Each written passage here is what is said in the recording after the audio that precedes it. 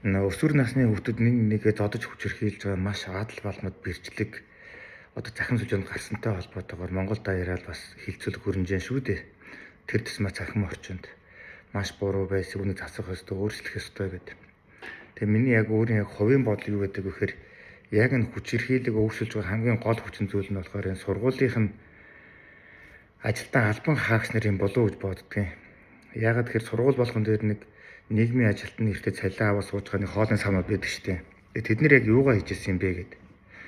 Тэгээд мэдээж эхлээд хүүхдүүд асар хамгаалах хүнтэй бол аав ээжтэй хэлнэ. Араас нь яваад байх өмгөөлж хамгаалаад аав ээжгүй бол эхлээд нэг найз нөхдөд цаашлаад тэгээд нийгмийн ажилтнаа л хэлдэг байх л та.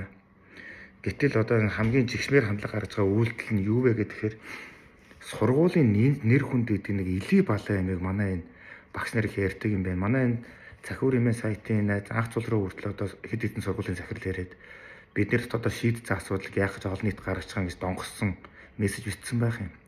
Юу яасны чинь сургуулийн нэр хүнд бий. Ямар мэдрэл муутаар эргүү одоо тэр хорвоогийн хог шаар одоо тэр сургуулийн захирал болоод сууж байгаа юм бэ. Тэгэд ийм одоо энэ хуучирсан энэ нэр хүнд энэ илий балай юм ярьдаг ийм хүмүүс байгаа цагт энэ хүчирхийлэл гэдэг юм хизээч болохгүй, хизээч зогсохгүй. Цаашдаа байнга үргэлжилсээр л байх болно. За нэг удаагүй дээ нэг хагас жилийн өмнө нэгдүгээр сургуулийн гадаа нэгэн эмэгтэй хүүхдэд солилцуулаад байж байсан асуудыг та бүхэн мэднэ шүү дээ. Гэтэл одоо тэр хүүхдэд тоглож байсан талбай дээр нь сураантай хүүхдэд нэг сураантай залуу ороод ирсэн. Тэгээд нөгөө хүн шаардлага тавиад хүүе одоо чи энэ хүүхд тоглож байгаа орчин дээр энэ одоо сураан тавьж болохгүй наадхаас гараа гэж шаардлага тавьсан чинь тэрийг нь сонссон хэдэн хүүхдүүд бүр гарчгүйгээд бүр санаатаагаар скутер түрээлж орж ирээд яг тэр хүүхдүүдийг дайрчих юм шиг гэж тойрч давхилцсан байгаа байхгүй. Тэгээд нөгөө эмэгтэй ингээд бичлэгийг хийгээд хүүе энэ чи ямар амар юм бэ гэдгсэн чинь хүүхдийн амнаас гармаггүй тийм хамгийн муухай бүдүүлэг байлаар хүүхнүүдийг хилж тухайн эмэгтэй рүү дайрч тавьчихсан байсан. Улмаар тухайн бичлэг захин мөршөнд гарсных нь маргааш нь нэгдүгээр сургуулийн захирал удирдлагууд нь тухайн эмэгтэй рүү дайрсан, тухайн эмэгтэйг доромжилсан, өөрөөр хэлбэл хохирогч руу улам их дайрсан. Манай сургуулийн нэр хүнд хандлага гэдэг балай хандлагыг маш ихээр гаргасан байсан. Гэхдээ тэр хүүхэн өөрөө маш тийм шазруун, шартай.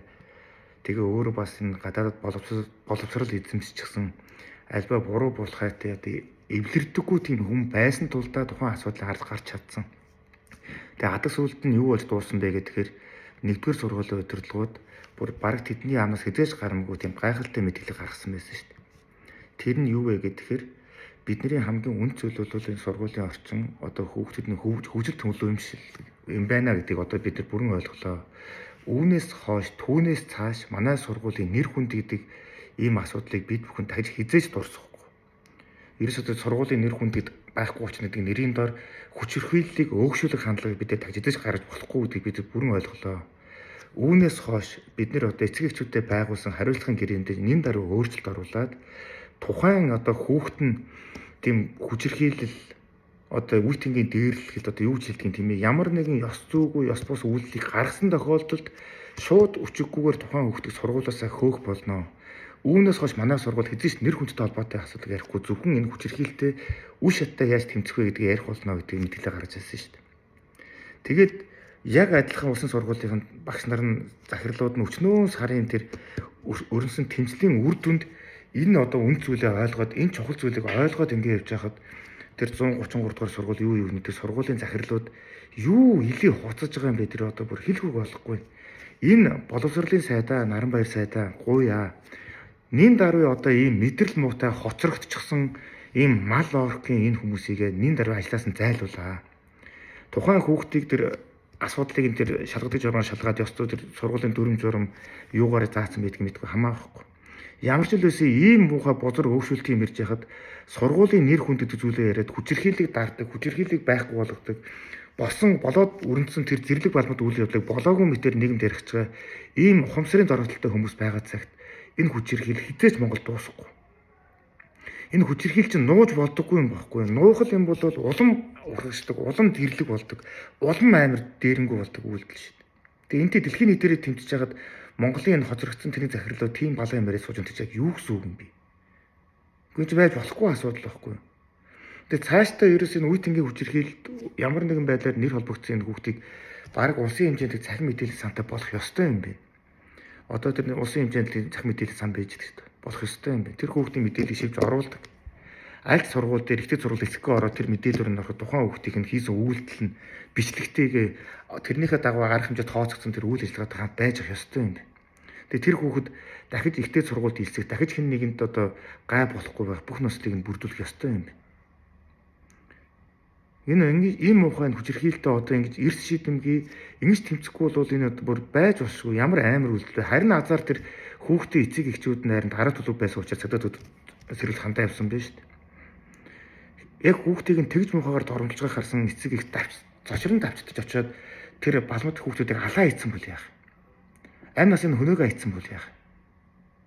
Завчран хүн өөрөө өөр хүүхдийг тэгж хүчирхийлж байгааг харсан зочрон давчсан үйлдэлтэй тийм үйлдэл хийхийг бүр үгүйсэхгүй шүү дээ. Гүн ч байж болохгүй асуудал байхгүй юу? Эхлээд энэ өөрчлөлтийг сургуулийн орчноос нэгтгэх ёстой. Тэр нийгмийн ажилд ингээд цалин авч байгаа тэр хүн байгаа бол тэр юу ийгээ сургууль сууж идэх тэр шал дэмээ болсон болоогүй тэр цаас үйлдвэрж байгаахын оронд бодитоогоор бүх сургуулийнхаа хэмжээнд улсын хэмжээнд шүү. Нэг тухайн сургууль дээр биш улсын хэмжээнд одоо өнөөдөр тийм ажиллагаа хийх ёстой шүү дээ боловсролын сайдаа. Бүх одоо сургуулийн хэмжээнд тэр нийгмийн ажилтнууд нь тэр нэг шоглоон засвал бүгдлөөд за та сургуультай хүчирхийлд өртөжсэн үү? Яаж өртөжээ? Ямар байдлаар өртөжээ? Ямар группүүд дээр таныг доромжилж айлган сүрдүүлжээ? Ямар бичлэгээр таныг айлган сүрдүүлжээ? Тэр үйлдэлийг хэн оройлон хийв? Тэр хүүхдийн нэр өсөг үггээд. Тэгээд харин тэндээс илэрсэн хүүхдүүдээ нарийн жинхэнэ тэр сэтгэл зүйч нь байдаг юм уу? Нийгмээс нь байдаг юм уу? Тулж харьцаад жинхэнэ чи яагаад ийм үйл гаргасан? Яагаад ийм зүйл болсон юм? Яагаад ингэж хийсэн юм? Энэ үйлдэлтэй ч одоо наад эхлээд өгтөө уучлахгүй. Цаашлаад одоо дахиж чамтай холбоотойгоор энэ устдаа асуудал гарах юм бол наа чи эрүүгээ хуулиар явна шүү гэдгийг хэлж ойлгуулах хэрэгтэй шүү дээ. Ингэхгүй ингээд зүгээр шүүмжлээд тухайн хүүхдээр асуудал гарлаа тухайн сургуулиар асуудлыг яриад өнгөрч болохгүй байхаа. Энэ дээр бүр уул суурьтай хөдлөх ёстой болсон юм байна. Тэгээд дараагийн арга хэмжээ нь болохоор эцэг эхчүүд та бүхэнд байгаа. Та бүхэн яг өөрсдийнхөө хүүхдүүдийг урдаа суулгаж чад харилцан ярилц. Яагаад юм бол? Яагаад ийм зүйл болов? Миний охинд миний хүүд ийм зүйл ирвүү? Хэн нэгэн дээрлэх үү? Зоодвуу яав? Яг чин сэтгэлээсээ ярилцаад ингээ асуудлаа шийдэхгүй бол болохгүй шүү. Нэгдүгээр сургуулийн тэр асуудлыг анх гарч ирэхэд нь эцэг эхчүүд нь ч уурлаад хүүхдүүд нь ч бүлэдэл захир зураг багш нарын ч бүлэдэл тэр хүчирхийлэл үйлдэлсэн тэр хүүхдүүд өдгөл өмөрөөд байсан. Гэтэл энэ асуудал ингээ удаан хугацаанд хонжирсны дараа нэгдүгээр сургуульд хүүхдээ сургадаг аав ээжүүд нэг л орой хүүхдүүдэд урлаад суулгаж чад миний хүү яг энэ зүйл өртөжөө миний хүү рүү чиглэсэн юм ирүү миний охин руу чиглэсэн юм ирсэн үү гэдгсэн чинь ирээд тэр нь үе олноороо илрээд эцэг эхчүүд нь бөөнөрө босч ирсэн учраас нэгдүгээр сургууль чинь бууж өгсөн байхгүй юу?